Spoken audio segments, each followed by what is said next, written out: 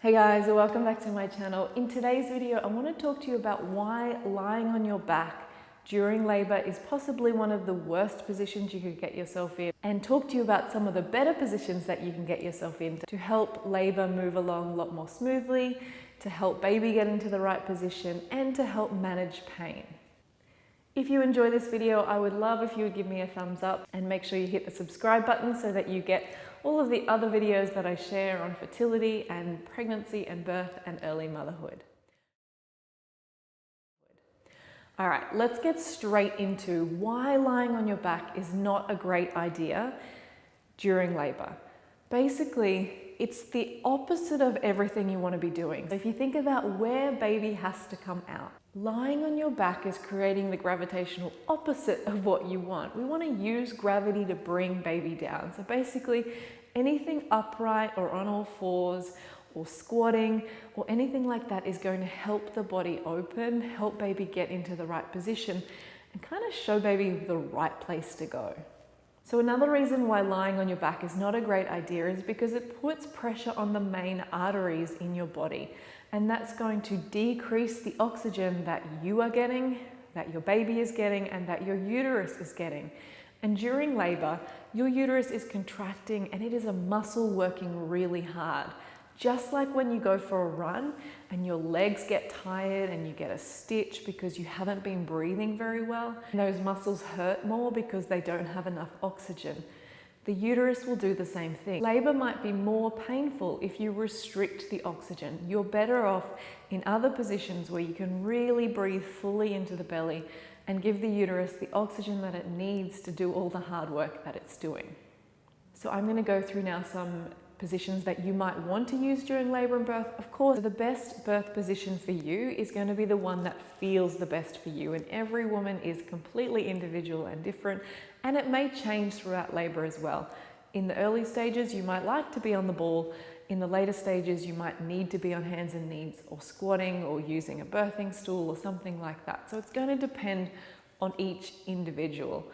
The best thing you can do is know the different options so that during labor and birth, you kind of feel like, oh yeah, I can move around, know some of the different positions that will be good, and you can try them out. So let's get into some of the different options. A way that you can actually practice these positions and sort of find what you like and what you don't like, especially in the later stages of pregnancy, is try one of my yoga classes for pregnancy, especially the 3rd trimester. We often go through many of these positions. So we do lots of squatting, we do lots of leg work, lots of opening, lots of hands and knees. So you'll probably, in one of my yoga classes, go through most, if not all of these positions, and that way you'll get more familiar with them. All right, let's get into looking at some of the different positions that you can use during labor and birth that are way better than lying on your back. All right, so let's go through some of the birth positions that you might want to consider.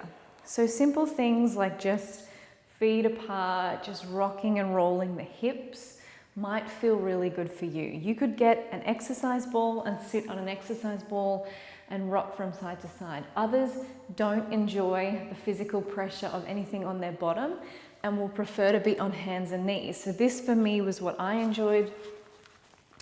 Just hands and knees, rocking side to side, and then when it was time to rest between contractions, I just sat back into child's pose and rest my head down.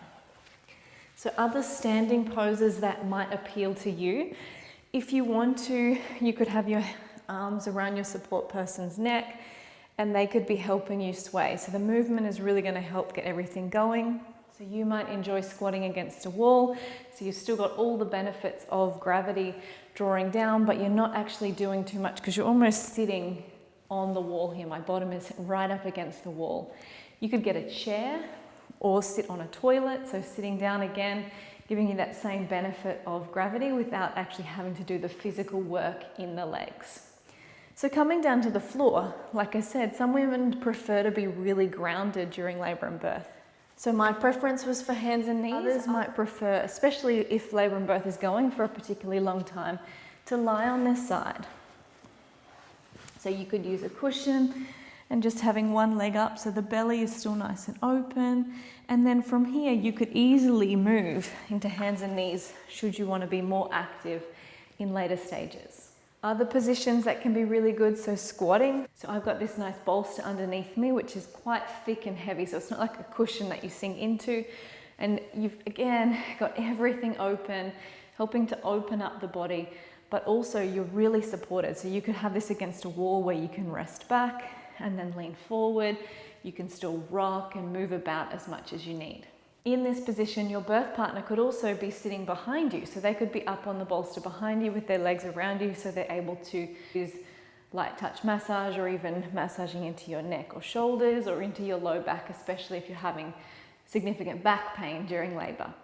All right, so they're the different positions that you can use. Remember, it's going to be up to you what works best for you at the time, and it may change throughout labor. What I recommend that you do now is go and check out my online yoga circle, so you can start a free 30-day trial there. Do a couple of yoga classes from the pregnancy section. I've got some there for the 3rd trimester, which will take you through many of these positions and get you familiar with them. So it's also important to remember that positioning is only one of the tools that you can use to have a more enjoyable birth experience. If you'd like to know more about these, so how to use breath work and meditation and visualization, you'll also find them all in the online yoga circle in my birth course. So this is everything that you need to know to get prepared, to know how your body works, to know how to support it so that you can have a more enjoyable and empowered birth experience, however it turns out. Thanks again for watching this video. If you have any questions, feel free to leave me a comment below. Otherwise, I'll see you soon. Namaste.